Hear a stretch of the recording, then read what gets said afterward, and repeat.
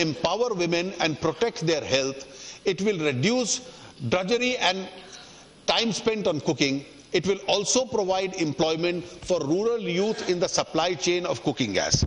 I want to take this opportunity to express our gratitude and appreciation of 75 lakh middle class and lower middle class households who have voluntarily given up their cooking gas subsidy in response to a call given by the Prime Minister.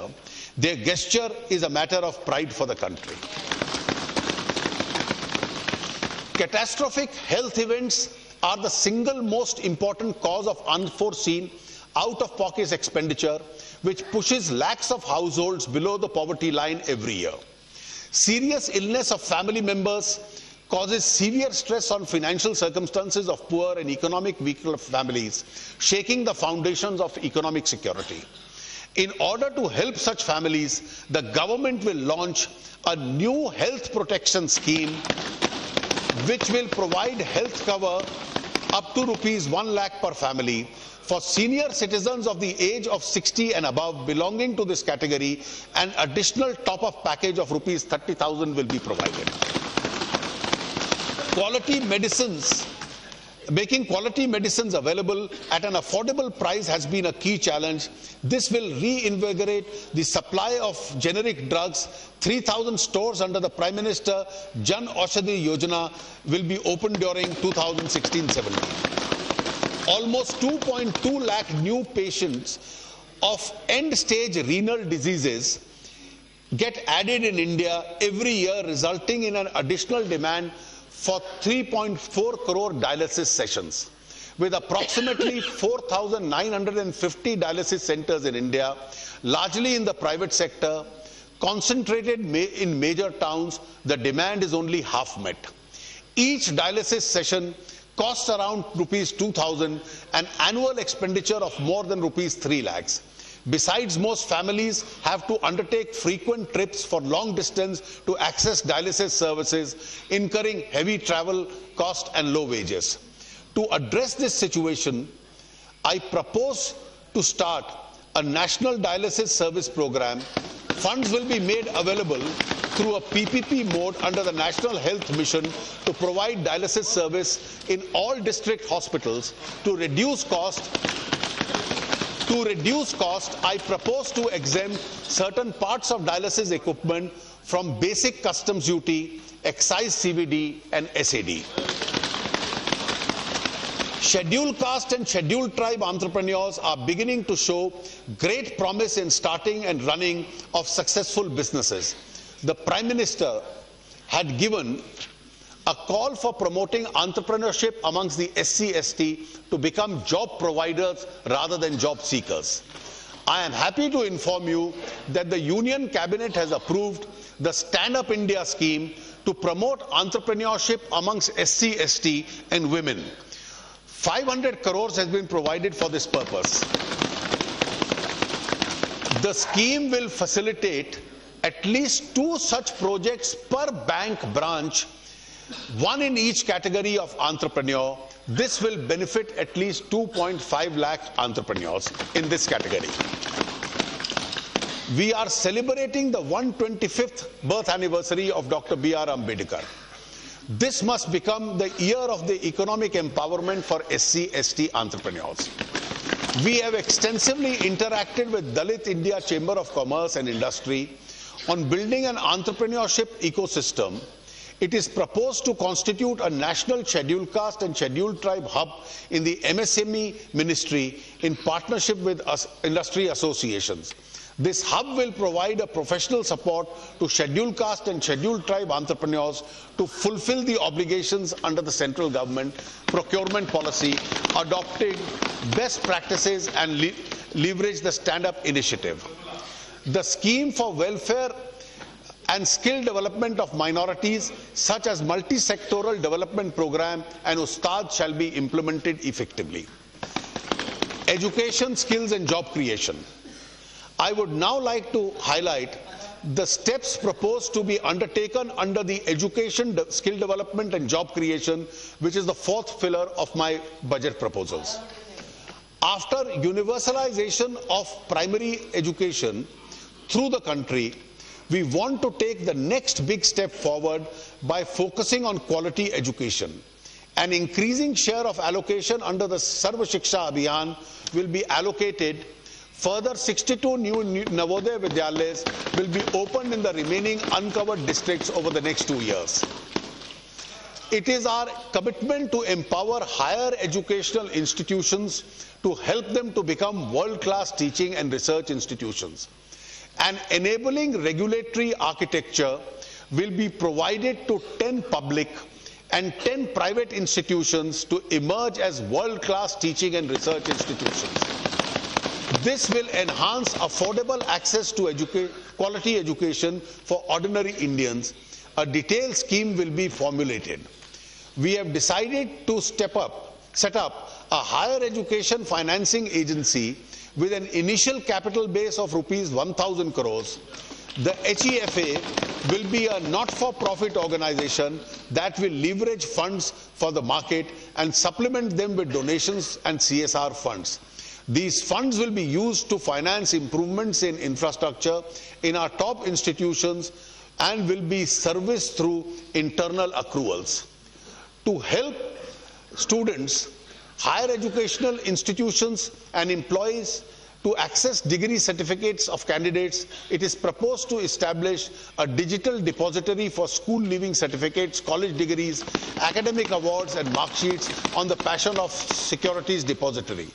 This will help to validate their authenticity, safe storage and easy retrieval. Skill development. Skill India mission seeks to capitalize our demographic advantages. Since its launch, the National Skill Development Mission has created an elaborate skilling ecosystem and imparted training of 76 lakh youth. We want to bring entrepreneurship at the doorstep of youth through the Pradhan Mantri Kaushal Vikas Yojana. We have decided to set up 1,500 multi-skill training institutes across the country. I am setting aside an amount of rupees 1,700 crores for this initiative.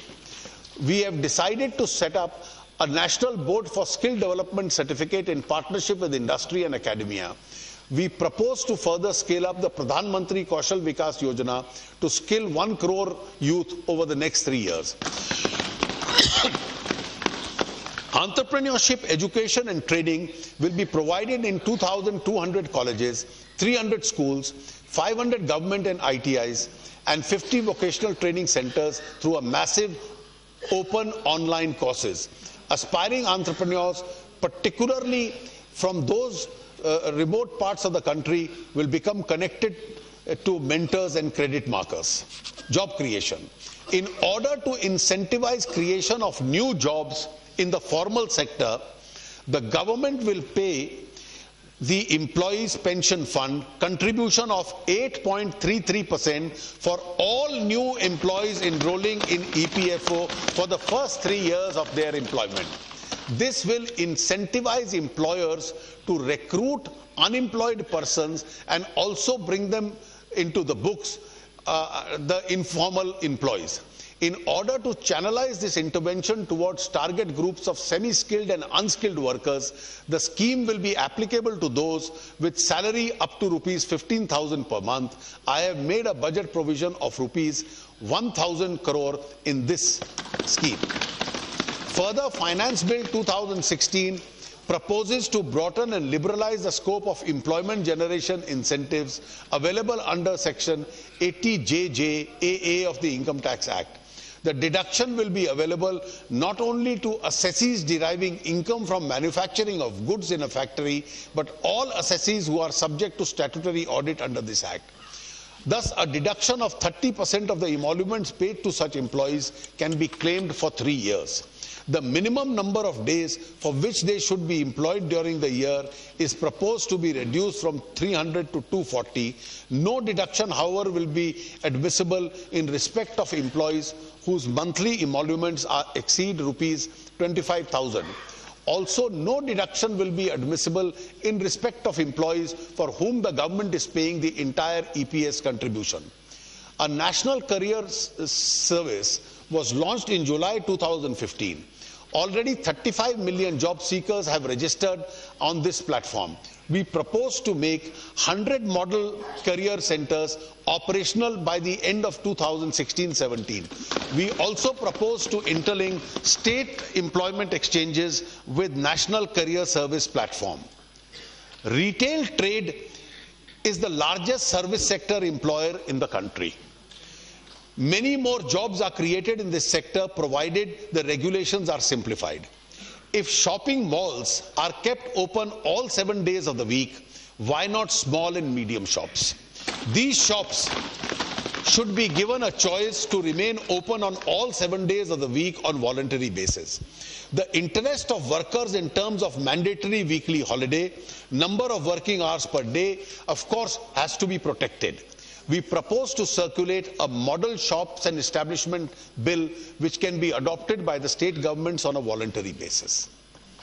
5. Infrastructure and investment.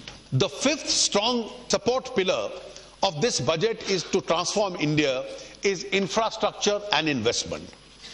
In the road sector, there were more than 70 projects that were languishing at the beginning of the year due to legacy factors.